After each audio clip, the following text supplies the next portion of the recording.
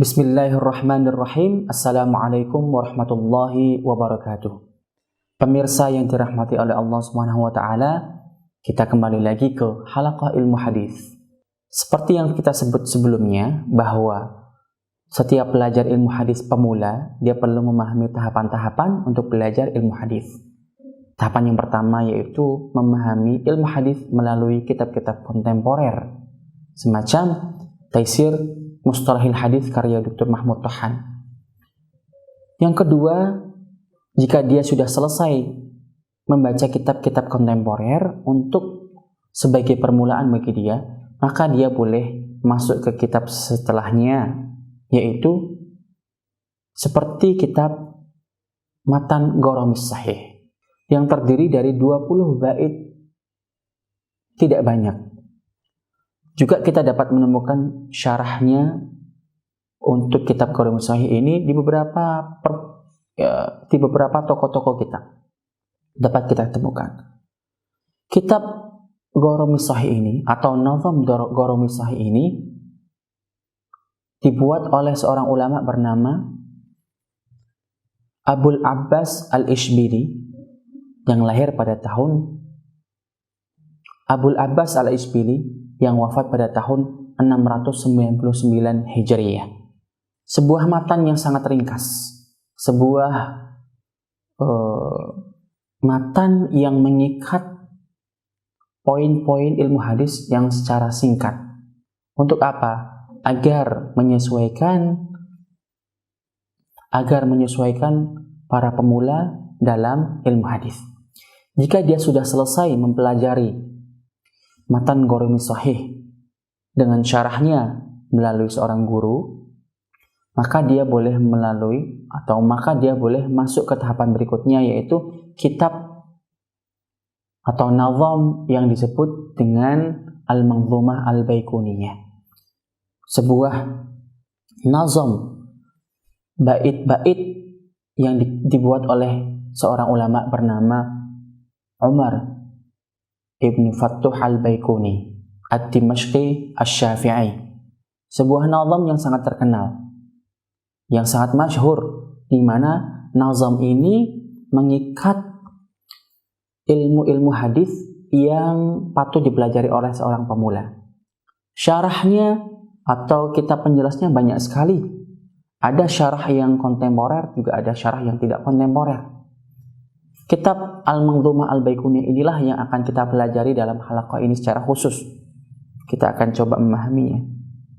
Dan seyogyanya bagi seorang pelajar untuk menghafalkannya, menghafalkan matan Ghoromis Sahih, juga menghafalkan matan Al-Manzumah Al-Baiquniyah. Untuk apa? Untuk mengikat. Kenapa? Karena jika ilmu tidak diikat, maka ia akan hilang. Al-Imam Asy-Syafi'i rahimahullah ta'ala pernah berkata, Al-ilmu saydun, wal kitabatu qaiduhu. Ilmu itu bagaikan buruan, wal kitabatu qaiduhu. Dan kitabah atau tulisan itu, atau bisa kita artikan sebagai hafalan, qaiduhu, artinya yang mengikat. Qayyid quyudaka bil hibalil wathiqah, kata beliau. Ikatlah buruan kamu dengan tali yang kuat. Atau artinya, ikatlah ilmumu dengan hafalan yang kuat. Faminal hamaqati an tasida ghazalatan. Sungguh sebuah kebodohan jika kita berburu, kemudian kita biarkan buruannya tanpa terikat. Wa tatrukuha bainal khalaiki taliqatan. Dan kamu tinggalkan di antara manusia hilang tanpa terikat. Sama seperti dengan menghafalkan nazam atau menghafalkan matan. Karena dengan menghafalkan nazam atau menghafalkan matan, insya Allah akan selalu melekat ketika kita diminta untuk menghadirkannya. Inda istihdarihi.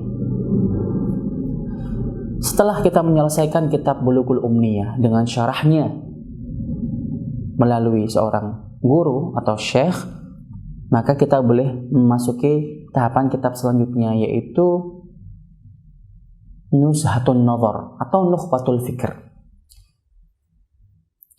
Kitab Nukhbatul Fikr ini merupakan sebuah matan juga matan dalam ilmu hadis yang disusun oleh imam besar Ibnu Hajar Al-Asqalani rahimahullahu ta'ala, yang dianggap sebagai Amirul Mukminin fil hadis.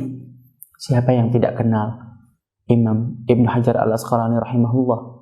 Beliau selain pandai syair, beliau selain pandai ilmu-ilmu Islam yang lain, beliau juga sangat mutakhassis, beliau sangat mumpuni dalam ilmu hadis. Ketika beliau diminta untuk membuat sebuah kitab, pemirsa yang dirahmati oleh Allah Subhanahu wa taala, Nukhbatul Fikr merupakan matan yang dibuat oleh Imam Ibnu Hajar Al-Asqalani rahimahullahu taala, sang Amirul Mukminin fil hadis.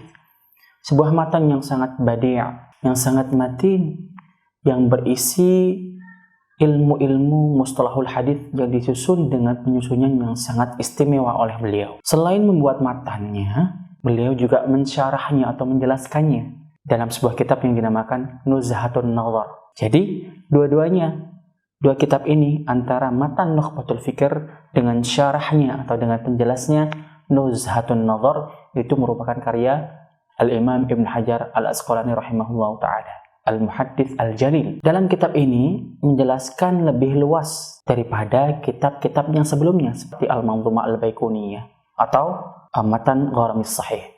Dalam kitab ini kita akan mendapatkan muatan-muatan ilmu hadis yang merupakan perkataan muktamad atau perkataan yang dapat diandalkan atau sangat kuat dari Imam Ibn Hajar Al-Asqalani rahimahullahu ta'ala. Jika seorang thalibul ilmi atau pelajar sudah menyelesaikan tahapan ini, kitab Nuzhatun Nazar Syarhi Nukhbatul Fikr, maka dia boleh melanjutkan untuk membaca kitab setelahnya, yaitu Ikhtisar Ulumul Hadis karya Al-Imam Ibnu Katsir rahimahullahu ta'ala. Dalam kitab ini menjelaskan lebih luas lagi daripada apa yang dijelaskan di dalam kitab Nuzhatun Nazar Syarhu Nukhbatul Fikr. Jika para pemirsa ingin mendapatkan kitab Nuzhatun Nazar yang bagus atau yang muktamad sekarang, itu ada seorang ulama yang mentakliknya atau memberikan komentar-komentar dengan komentar yang sangat bagus dan muktamad oleh ulama yang muktamad, yaitu Syekh Nuruddin Adar hafizahullahu ta'ala.